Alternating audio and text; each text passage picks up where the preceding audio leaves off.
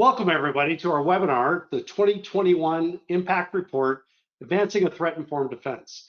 My name is Carl Wright, and I have some very special guests with me here today, but we've got a number of people that are still coming in, so we're just going to give it about another 2 minutes before we start the webinar. Thank you.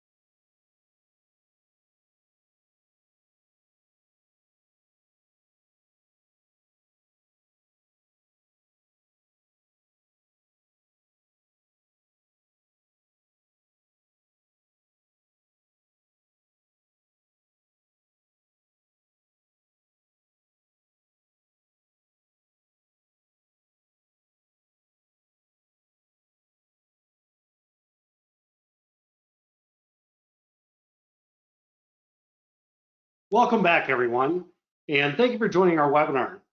Today's webinar is the MITRE Engenuity CTID 2021 Impact Report, Advancing a Threat-Informed Defense. My name is Carl Wright, and I'll be your moderator today. I'm joined by two amazing individuals that I have the privilege to be doing this webinar with today, and I let them introduce themselves. So why don't we start with you, John? Thanks, Carl, and thanks everybody for joining us this afternoon. Thrilled to be here. So I'm John Baker. I'm the acting director of the Center for Threat-Informed Defense, where we bring together some of the most sophisticated security teams from around the world to do research and development to advance threat-informed defense in the public interest.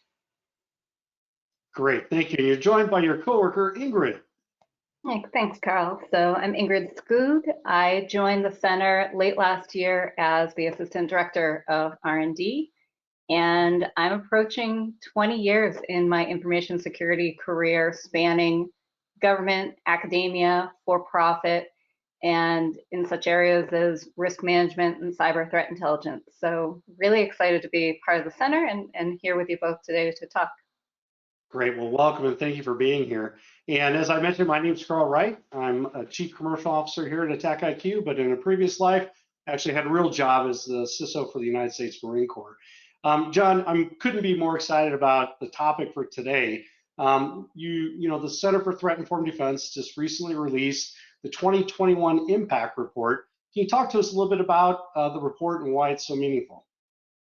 Yeah, well, yeah, we're really excited about this, or I'm really excited about the report, honestly. So the report really has given us an opportunity to kind of capture and summarize the work that the center has done with our participants over a little over a year or so since we launched the center.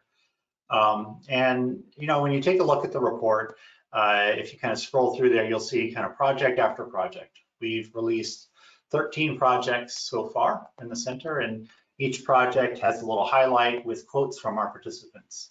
And the fact that we have those quotes in there is something that I'm particularly excited about and appreciative of, because it allows you all in the community as readers to hear firsthand from our participants what it's like to work with us in the center and learn a little bit more about who we are and the kind of work that we do. That's great, and it's hard to talk about this report without talking about threat-informed defense. And so I'd love to hear from you and Ingrid, kind of threat-informed defense and the genesis of where this came from. Yeah. So Carl, threat-informed defense is really about working to systematically advance our knowledge of adversary behaviors, and then using that knowledge to advance our ability to defend against those threats. What we found as we were, this is a few years back now, building out the attack knowledge base, and there was this grassroots adoption and use of attack that was quickly spreading all over the world, where practitioners were finding the attack knowledge base really useful. It was, for the first time, giving us essentially a common lexicon, common vocabulary for talking about the things adversaries do to achieve their goals. We had organizations reaching out to us on, all the time, very regularly reaching out, coming to us and saying, hey, we really love this thing you're doing with attack. Where are you going with it next? How can we help? And by the way, we're developing some really cool capability, leveraging the attack knowledge base to solve problems that we have. Can we collaborate on that, right? And so, very early on, there was this like grassroots adoption of attack, this spirit of collaboration, and really wanting to advance this concept of threat-informed defense. And we realized that there was an opportunity there to do something significantly more efficient than kind of widespread, kind of ad hoc sort of R&D to advance threat-informed defense. We wanted to establish a focal point within the community where we could bring together really the most sophisticated security teams in the world, those early adopters of threat-informed defense and attack that were not just leveraging attack, but looking at how do we advance threat-informed defense and wanting to do that in the public interest. So we were really fortunate. We found a collection of like-minded organizations that came together and founded the center with us a little over 2 years ago. Well, that's great. And Ingrid, you're new to the team. So, it's got to be kind of exciting coming in, to the center. And what's your perspective about the mission of the center and the work that you guys are doing? I am new, but I've been keeping track of, the attack framework in most of my hops in my career. It's something that threat-informed defense is an important way to hone in and focus your limited resources into getting the most bang for the buck of your defenses. So I was familiar with that, and coming back to work for the center, I was telling you before, Carl, I'm picky about the teams I work with and the missions I support, and this is one that just feels so good because we're doing something unique here that no one else can do. And a lot of our members, I hear that from them, that they get to cooperate alongside their colleagues across organizational lines on work that leverages attack to support the broader community. And that's really exciting to me. No, I couldn't agree more. I mean, I think as security professionals, we've been talking for a long time how important it is to share information. And we wish we were as good at sharing information with each other as the adversaries were on sharing ways to come after us, right? But I do feel like this is, another very important industry consortium that brings together groups of people, not just to share information, but to work on advancing, as John and other folks have said so often, the state of the art and the state of the practice. Can you talk a little bit about that, John? Yeah, and I can't help but go back to the sharing comment too, Carl and Ingrid. For a number of years, I was involved in all sorts of different information sharing initiatives, from like supporting the early stand-up and definition of what is an information sharing and analysis organization, an ISAO, and some of the early ISACs as they were developing.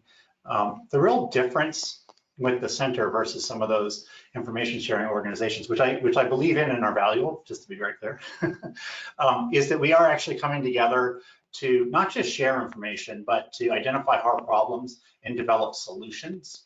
And to Ingrid's comment about impact, we're doing it to create impact. We're coming together, identifying problems, developing solutions, and releasing them for the world because we're trying to make a difference, right? So that's really what motivates me and excites me about the center and the opportunity that you and our other founding participants helped to create. Well, I remember just 5 years ago, John, when I would ask somebody, have you heard of MITRE attack? And literally, 4 people out of 10 had heard of it. The other 6 didn't, which was always a great opportunity for me to pass them some amazing information of this thing they should check out. But of the 4, only 2, the other 2 had heard of it, but 2 of them were trying to figure out how to operationalize it, right? But here we are, just a short 5 years later, and attack is ubiquitous with security operations and bringing synergy cross-functionally, not just from a common lexicon of adversary behaviors, but looking at how we do lots of different things on a daily basis. And really that leads us right into this report. Before I let us get there, for those one or two people on the call that are not sure where MITRE ATT&CK came from, could you give us just a wee bit of the genesis story, and then how, as a function of that, CTID evolved? Yeah, sure.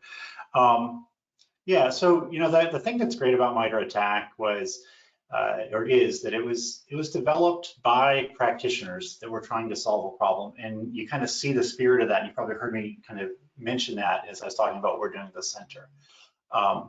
We had a project inside MITRE where we were trying to understand how to detect adversaries in an operational environment, and it sort of starts to beg this question of, well, what am I looking for specifically? And we took this approach of trying to go and understand, all right, well, what do adversaries really do?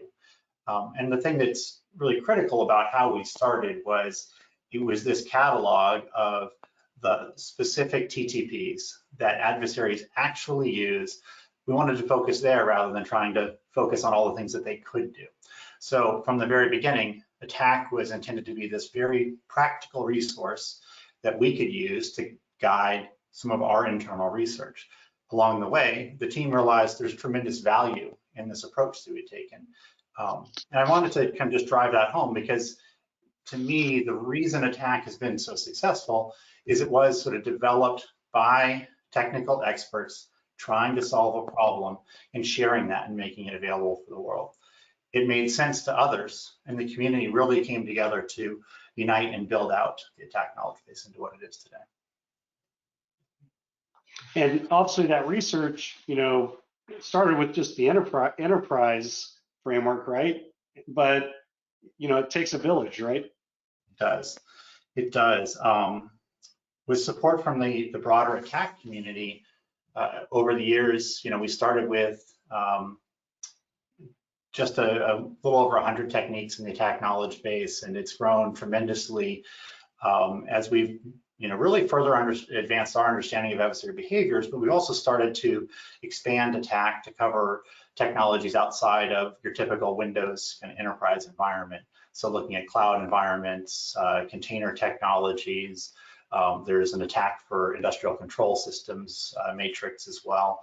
So kind of continuing to build upon and expand the ATT&CK knowledge base, all with that same kind of underlying principle in mind, that we're capturing real world adversary behaviors. It's not the sort of the speculative or the what could happen. It's what's been seen in the wild, because we think it's really important, given all of the work that we have, to focus very practically on the things that actually happen, how adversaries actually achieve their goals. So obviously that leads us to CTID, and CTID, from a mission perspective, can you talk a little bit about, we're going to go through these projects in some detail, but can you talk about kind of the genesis of CTID and how you guys are thinking about it as it relates to the state of the art, state of the practice?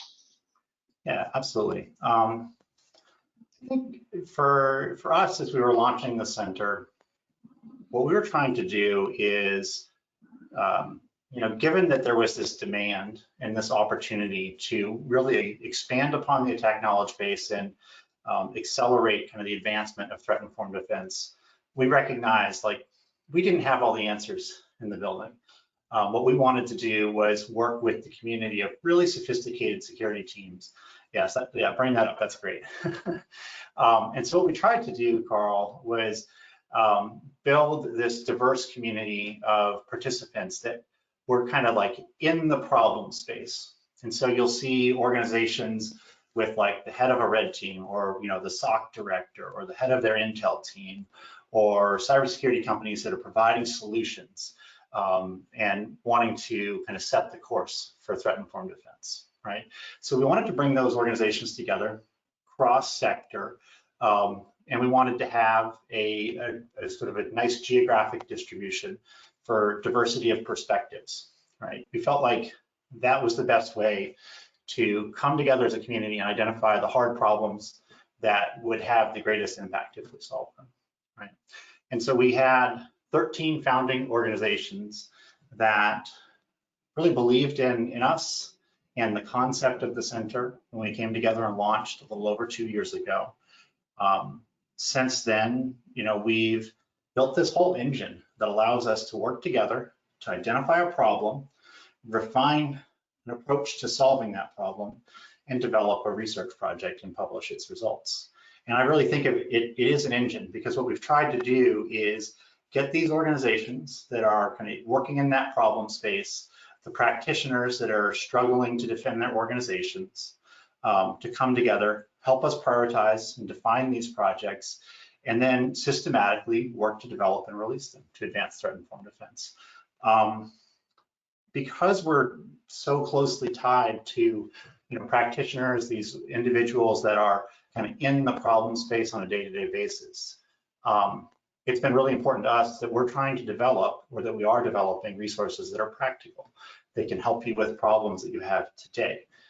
There's much more practical focus than theoretical focus in the research program.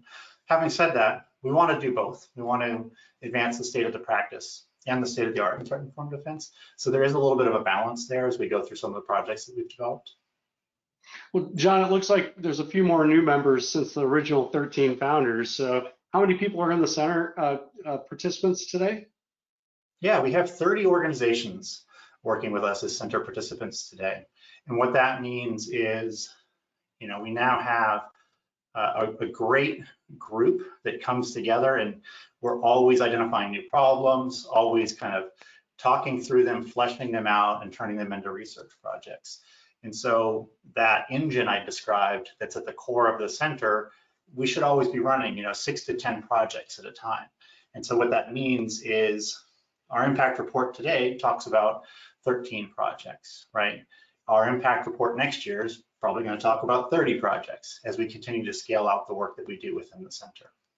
Yeah, I'll tell you, it's amazing. And it was a really, for other folks that may be on this call that are thinking about, joining CTID, I can tell you it was a very, very easy decision for AttackIQ to do this. It was really centered around two fundamental items. The first one was, we wanted to advance the MITRE attack framework to cover a lot of different things and operationalize it in different ways that our customers are trying to leverage the capability that the framework provides.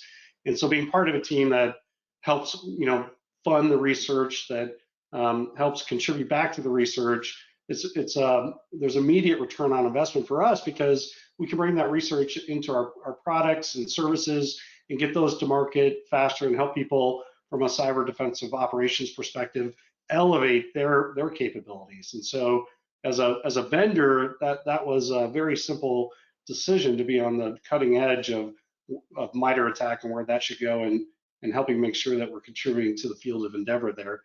On the other side of it, community was very important to us, and giving back to the community. And this, from my perspective, this is one of the greatest public goods that I've seen in cyber in a while. And it's been great for us to be able to take this research that we work on with you and the other participants, and as an example, put that into our AttackIQ Academy, where we generate courses to help people figure out how to leverage this research, on a daily basis and things like that. So it's been a wonderful experience for us, John and Ingrid, and I know we're not at the end of this yet, but a big thank you to you guys in the center and everything that you've done. Well, yeah, thanks, Carl. And obviously, you guys joining as a founder is a huge testament of your support in helping us get the center up and running, and really believing in the vision we had and the importance of trying to drive capability forward for the whole community. I think I just want to kind of highlight there something you said, Carl. We hear that theme of this desire to work in the public interest from our participants regularly. It's really motivating and encouraging for me, honestly, when some of our participants talk about, that project, that problem you're trying to solve there, it's an important problem to solve. We might not have a need for that or use for it today, but that's something that we should be thinking about, and it's important to solve.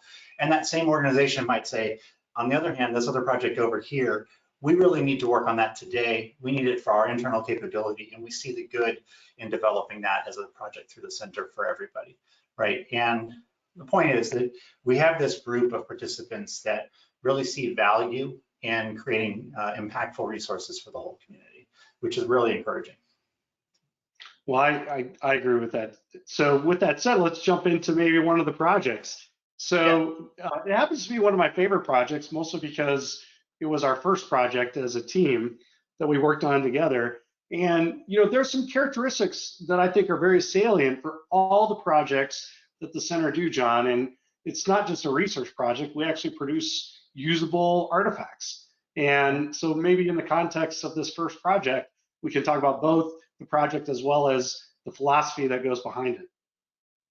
Yeah, so the first project in the center, it was sort of a big leap of faith that our participants took with us. We hadn't run a project yet, right? We had to figure out what it meant to run a collaborative R&D project with these organizations that, well, by design are geographically distributed. We're all over the place.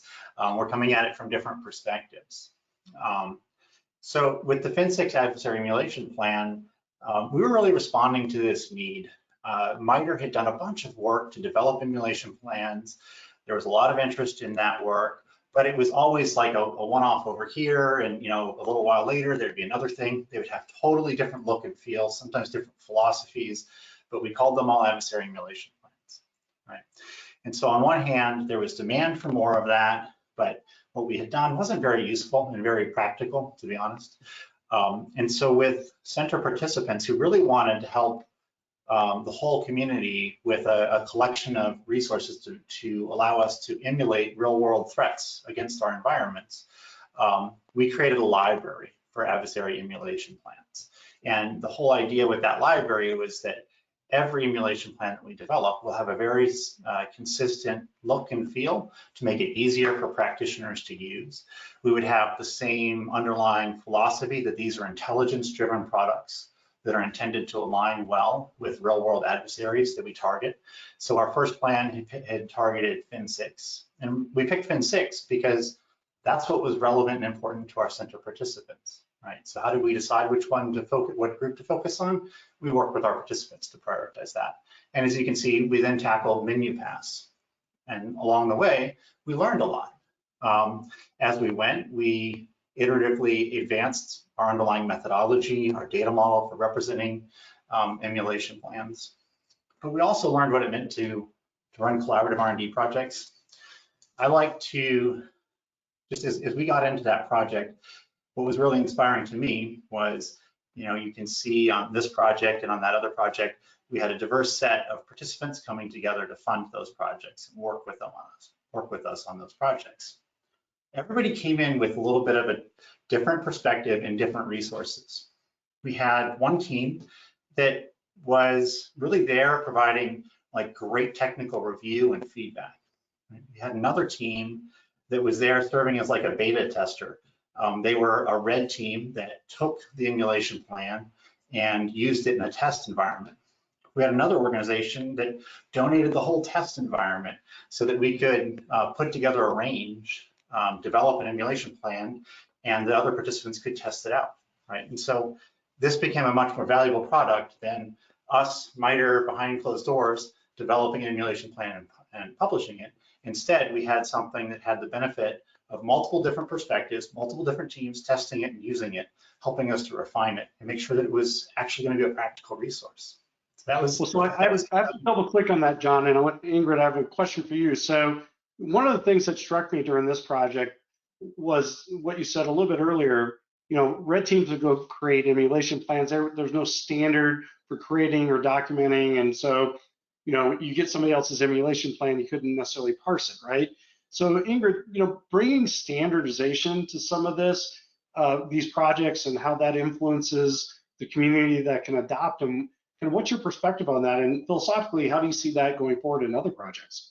Yeah, I think it's exceptionally important. And I want to pick up on something that John said about one of the beauties of the center is everyone bringing their unique expertise and ability to the table for what's needed. I love that scene in Apollo 13 where all the stuff gets dropped on the table and they're like, right, we need to build a filter out of this that's on the ship. And everyone pitches in and you get the end problem solved.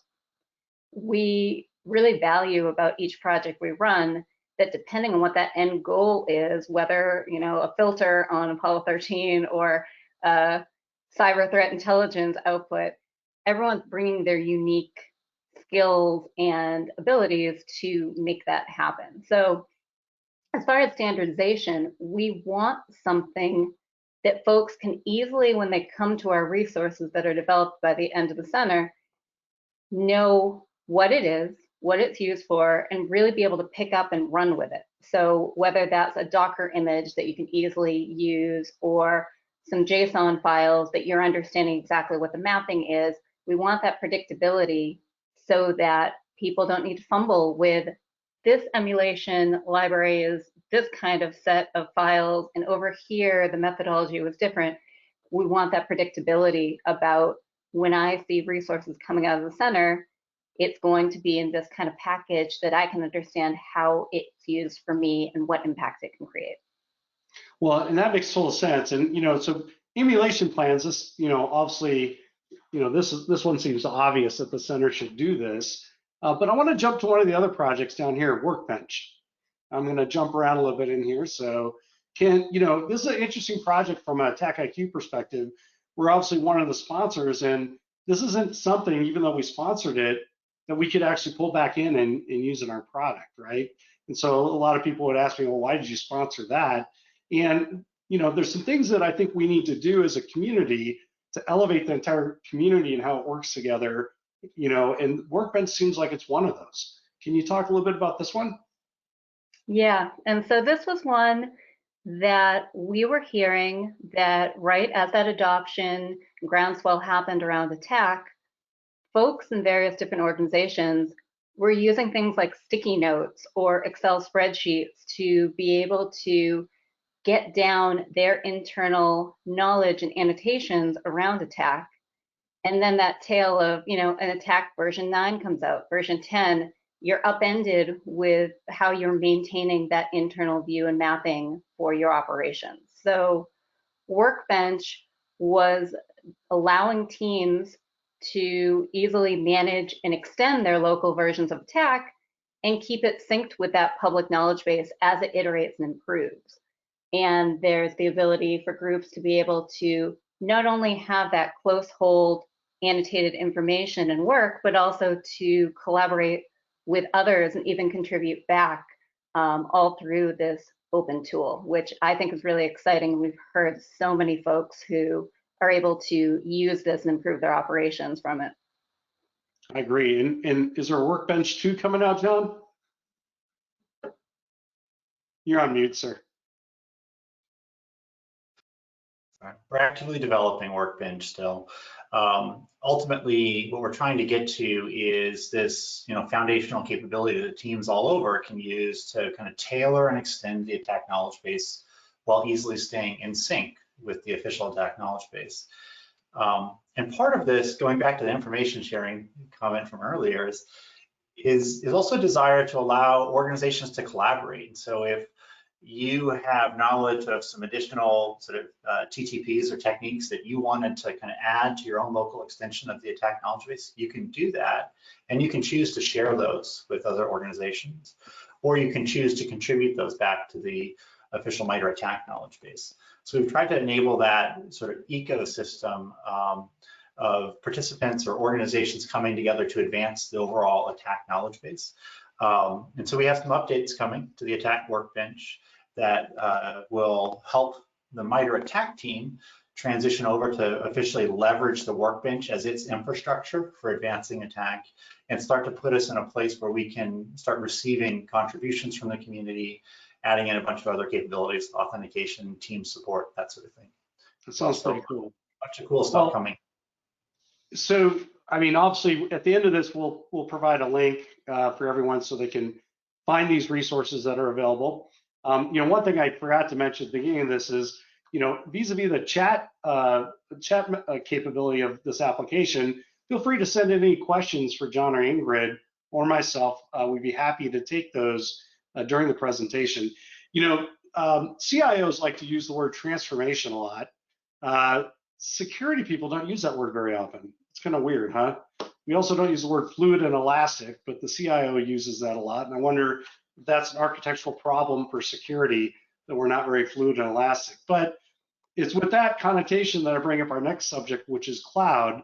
Obviously, the pandemic has accelerated the adoption of cloud at an order of magnitude I don't think any of us totally expected. And I think just in time, the center showed up with a project to talk about cloud. So John, what's up with cloud? Yeah, when I think about just really the whole cloud topic area in the center, there's sort of a history of projects, and there's a roadmap of work that we're doing to advance threat-informed defense in cloud. We talked about adversary emulation plans and the FIN6 plan, which was really the first project we launched and published out of the center. Attack for Cloud was not far behind. When we stood up the center, the Attack for Cloud matrix was brand new. Our center participants really wanted to see us accelerate the development of Attack for Cloud. And the way that project worked was we basically got together and helped propose a overhaul to the concept of platforms, to how data sources were described and MITRE ATT&CK, and then ultimately worked with the community to expand out the set of techniques in Attack for Cloud. So that was kind of our beginning. Naturally, our center participants wanted to build on that. And we ended up developing a project called the Attack for Containers. So if you can, there you go, jumping around a little bit in the report for Carl. But Attack for Containers, it actually had this kind of going in question: was there enough open source intel to help drive the development of a container matrix in Attack? And so it wasn't certain that we would end up with a container matrix when we kicked off that project. In the end, we did find intel contributions that would allow us to define a container matrix. And so we ended up working with the MITRE ATT&CK team to develop and eventually publish with support from center participants. But we did this in a way that leveraged a broad call for contributions across the community, and ended up with Attack for Containers. So, John, before we go on, I'm going to jump right in, because the next part of this I get really excited about, but I want to go over to Ingrid here real quick. It's interesting, our adversaries, whether they're foreign states or nation states or crime syndicates or whatever, a lot of people don't think about it, but they love it when we adopt emergent technologies, because most time organizations aren't trained to properly architect, design, and implement those things, as evidenced by the number of S3 buckets that get left open, right? So the next projects I thought were pretty interesting under the cloud umbrella, which were mapping projects. Can you and Ingrid talk about that a little bit, Ingrid? Yeah. So the first one we did was around AWS, and right, that genesis of moving from attacking the cloud and looking at containers, whether orchestration level and otherwise. We then got to, okay, but no kidding, rubber hits the road. How do these native security controls in these new offerings that I'm putting out in my environment map to this threat-informed defense and attack framework that I'm using? So this took the security controls of first for Amazon, next for Azure, and now we're working on the Google Cloud Platform. Yeah, we're really giving Carl a hard time scrolling here. Totally got you. And how do those native security controls work to defend against real-world adversary TTPs? And one of the really important things that I think about how the center and projects approach this is it's not just that mapping and data that comes out of it, but the methodology. These can be subjective, right? What counts in, what's out? Anyone who's done different certifications, drawing that line of here's what we're assessing, how we're assessing it. So yes, there's this corpus of mapping information that's so useful to those in the community, but also knowing the background of show your work. Here's how we got to that, so you can augment and use it within your particular environment. Well, so I have to tell you guys a story. I don't think I told you this one yet, but one of the benefits of the mapping, and I'll just use Azure as an example, is I was talking to a CIO and CISO the other day who were not aware that there's 48 discrete security controls in Azure. They didn't know that. And so when we publish the report, all of a sudden we have 48 discrete security controls. We map all those security controls to the TTPs that they should interdict, detect, block, or mitigate, right? And John, the other part I thought was so interesting and different about this project was the scoring rubric. Can you talk about the scoring rubric a little bit? Yeah, a couple things, like going back to Ingrid's comment about, taking this process that it's an inherently subjective process. If we want to make the results of our analysis really widely usable, it's important to document how we actually come up with the results, right? So we developed a methodology for assessing security controls and how they can help defend against threats and attack, and a scoring rubric that allows us to, very consistently, systematically work through a given capability and capture how that capability can help you defend against a given technique and attack. And I just have to pile one other thing on that I think is really cool about these projects. And I think it kind of speaks to how we work in the center. So we had a participant reach out to us and say, I'd love to figure out how to really operationalize Attack for Cloud. So as one organization had a discussion about a problem they were having. That led to, there's an opportunity here for us to develop these mappings. When we then brought that concept to our broader set of participants, we found, that's a problem that most of them have. And we had, I think, 8 or 9 organizations all come together to develop that first project, right? And as they were doing that first project, like, we want to also cover these other cloud platforms.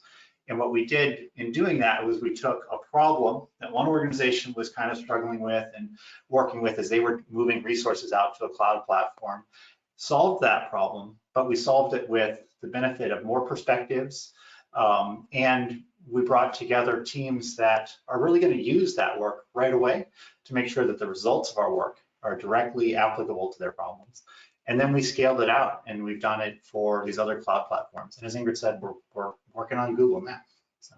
Well, let me, maybe for our audience, I'll talk about how this relates to threat-informed defense, because, that's how we started this. And this project is, I think, one of those perfect examples. So Azure has 48 discrete security controls.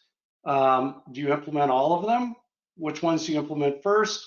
Which are the most important ones to your organization? Let's say you're a FinServ company, and so you're worried about Fin6, just going back to that previous example. Wouldn't it be useful to know which of those 48 security controls that are available in Azure could interdict Fin6? And if you had that list, wouldn't you decide to implement those first and then measure how well you did that implementation? That's a good example of making architectural decisions predicated on a threat-informed defense versus, hey, I got 48 security controls, let's just go implement all of them for some other reason. Does that make sense? Yeah, Carl, there's a progression there too, just building on that. So there's a threat that I care about, and I now understand that based on the set of TTPs that threat leverages in the attack knowledge base. There's a platform that I'm trying to leverage that has controls that can help me. How do those help me, right? There's the next step too, is, are there gaps there, right? For those gaps, should I acquire another product, right? And how does that other product help me fill those gaps? And then I think there's another step too. And I kind of wanted to go to this last step because that's actually where our next research project is focused. So coming down the road, it's not in the impact report yet. We're developing a project that is going to be a set of detections and best practices to help teams do detection in cloud environments. So we've called this our Cloud Analytics Project. Really excited for that one. That's something that we'll be releasing later this spring. But it has this progression from, at the beginning, Attack for Cloud, working to better understand adversary behaviors, to helping defenders understand how security capabilities can help them defend against those behaviors, to we identified a gap and working to tackle that gap with the Cloud Analytics Project. I feel like we just kind of put together an entire mission of why we're here today. So, absolutely. And there is, to your point, the interrelationship between projects isn't by accident.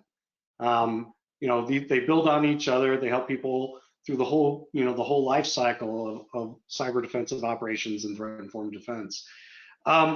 one of the other favorite projects I had, because I've long believed, I'm going to go through here till I find it.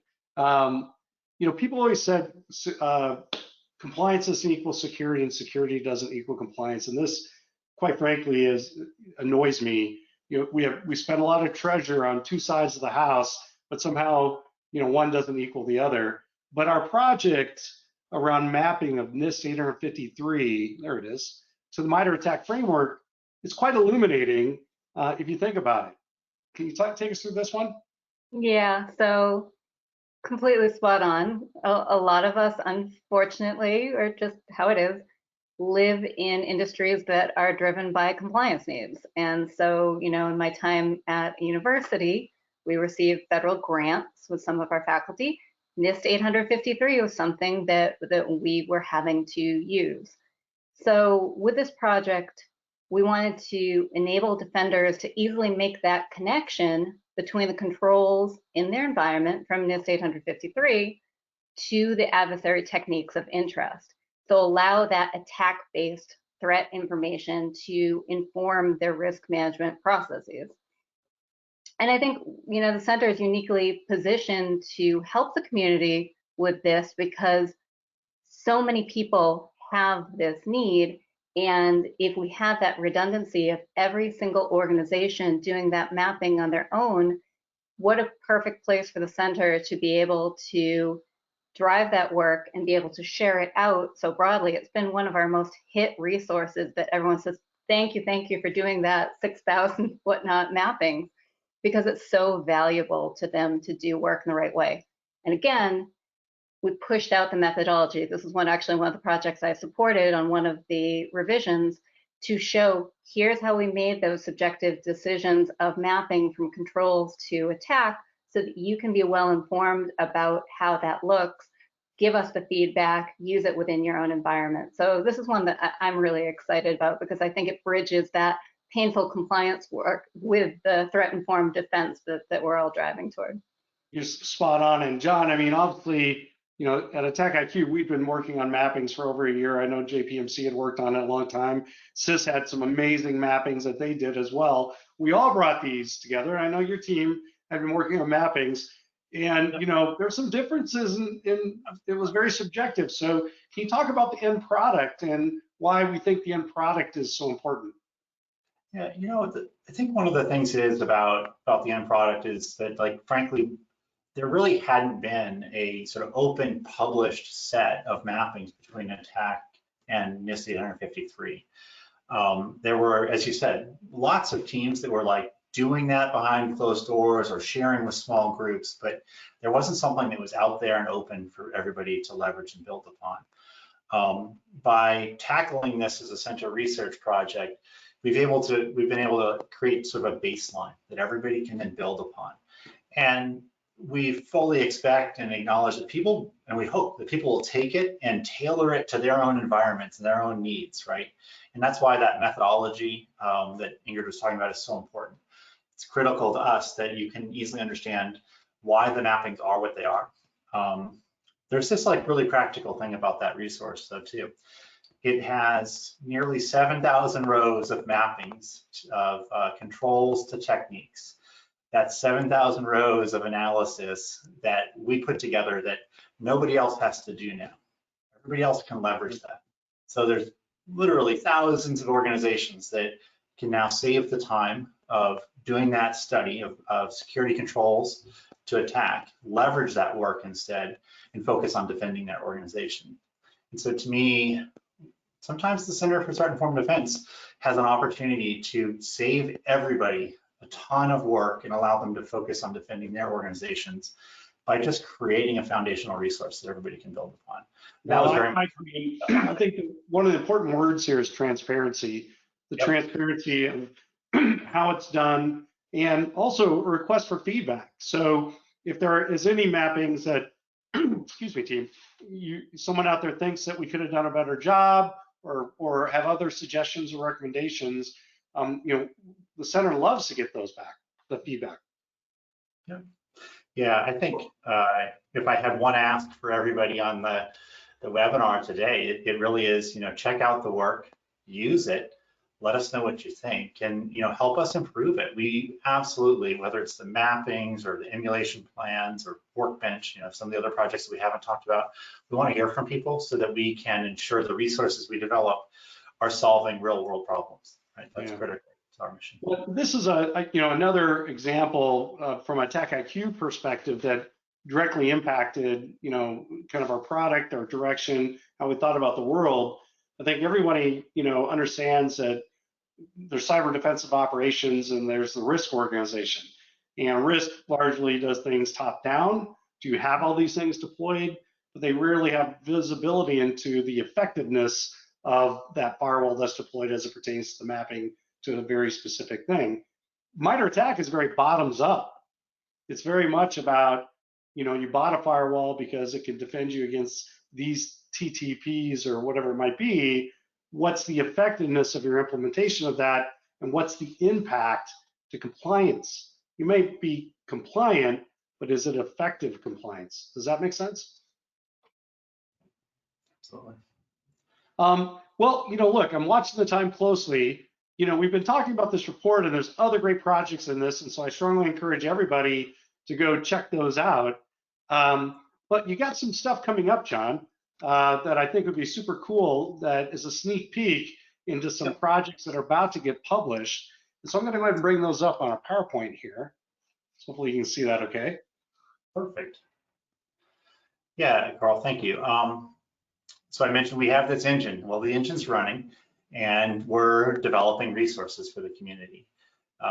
So one of the very next projects you'll see us release is actually next week. We're launching an insider threat TTP knowledge base. What we're trying to do is take our experiences and lessons learned in developing a practical resource with MITRE ATT&CK and apply that to understanding the tactics, techniques, and procedures that insiders use to achieve their goals, right? And so this is something that, again, there's a bunch of work out and around in the community, but there hasn't been a sort of an established focal point where a team has really systematically understood and analyzed essentially insider case data to derive that set of technical TTPs that insiders use. So we decided to develop this knowledge base with a scoping that's focused on, to keep it really operational, the set of behaviors that you might see in your IT environment.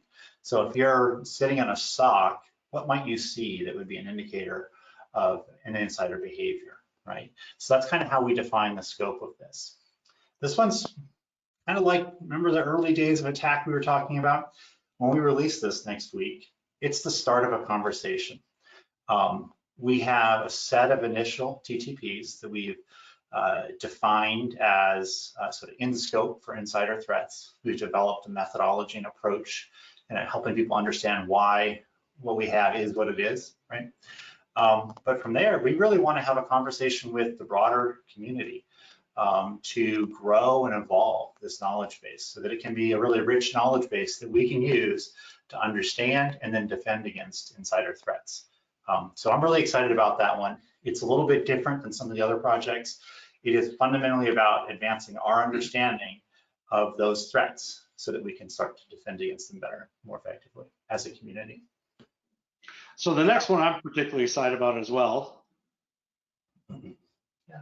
Yeah, this one I think is just fantastically needed. So this looks at creating an ecosystem to gather data from boots on the ground. What are we actually seeing for adversary behaviors? Gathering in that raw input from contributors to see what have you actually detected in your environment.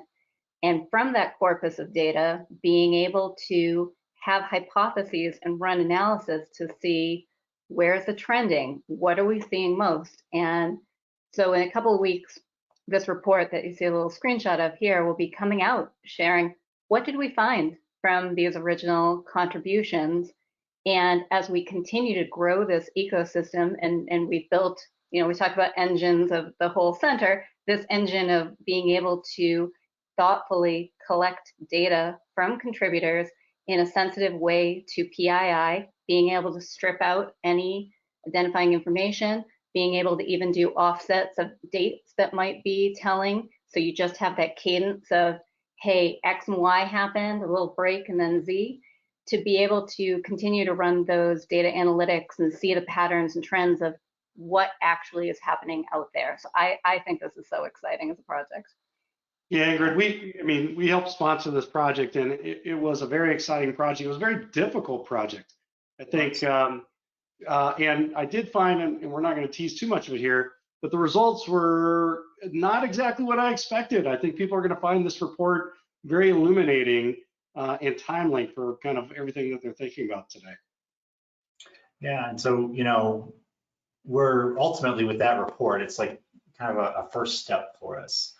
We're trying to realize this vision of a broad ecosystem of data contributors coming together to give us a really holistic view of what adversaries are doing today, how they're evolving over time.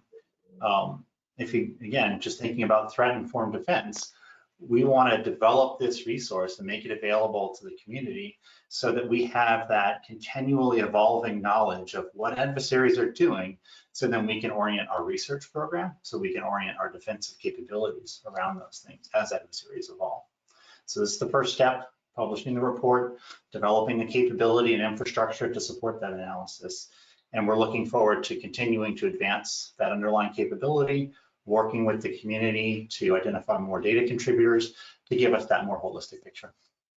Well, John, I think there's a call to action on this one. I mean, for everybody that's online right now, this report will be available, is it in 2 weeks? Yeah, 2 weeks, I think is right. Yeah, roughly 2 weeks. Strongly encourage you to grab it. It's absolutely free research from the center. Check it out, and then you may find yourself in a position that you really want to help with the next version of this report. So, and like every project here, and we'll talk about this at the end, there's opportunities for the community to participate and help as well. The next project, I think, is, you know, along the line of the last, is going to be very informative to a lot of people, and I think they'll find it very useful. Yeah, so this is like one of the most commonly faced problems people have. Talked about, you know, the sort of acknowledge the attack knowledge base has grown and evolved a lot over time, and it's overwhelming if you know, land on the attack website and, you know, you kind of want, everybody kind of wants to know where to start, where should I begin, and that was really the driver behind Top Attack Techniques.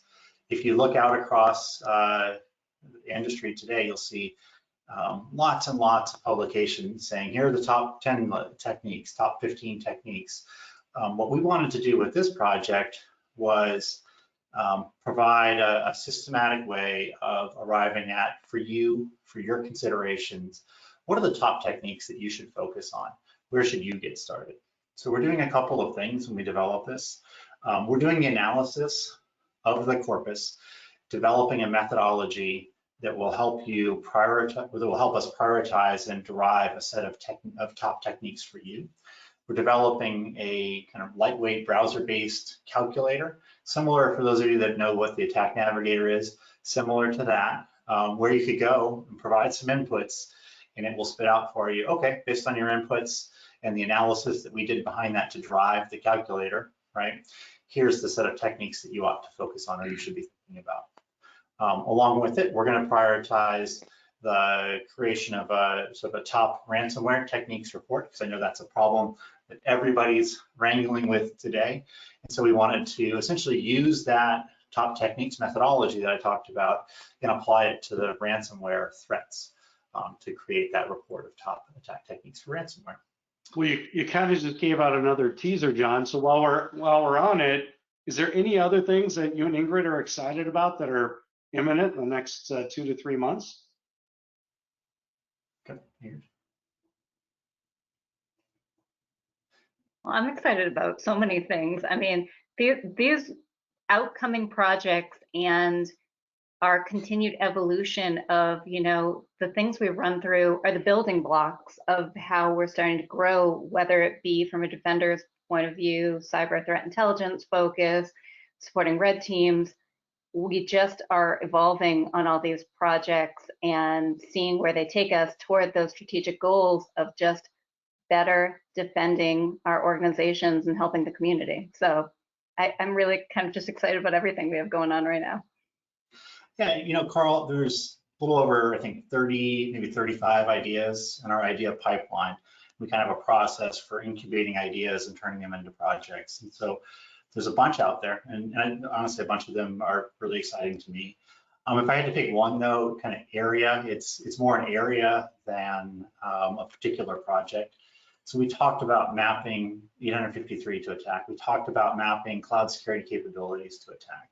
We've developed those as resources that on their own today, I think have been relatively impactful and are used by a lot of organizations. What I'm excited about is kind of going the next step beyond the mappings and helping users pull that information together and making it really easy for users to understand, I don't just use Azure, I don't just use AWS, I probably use Azure and AWS and Windows and all of these other components that kind of make up the whole system that I'm leveraging, right, to achieve our goals. So I'm really excited to develop capability to bring all of that together through the Center's research program and make it easy for defenders to better understand how these resources can be used to help them defend their organizations. Yeah, I agree. That's been one of the best parts of the relationship with the center, is that everything is focused on business outcomes and delivering useful things that people could actually use on a daily basis, not just white papers and things of that nature. So that's been a wonderful part of the center, and I think when it's delivered. I think we're hitting to the top of the hour, and I want to be respectful for everybody's time, but there's some great resources that we've talked about today that we want to make available to everyone. There's also a call to action here today, John, right?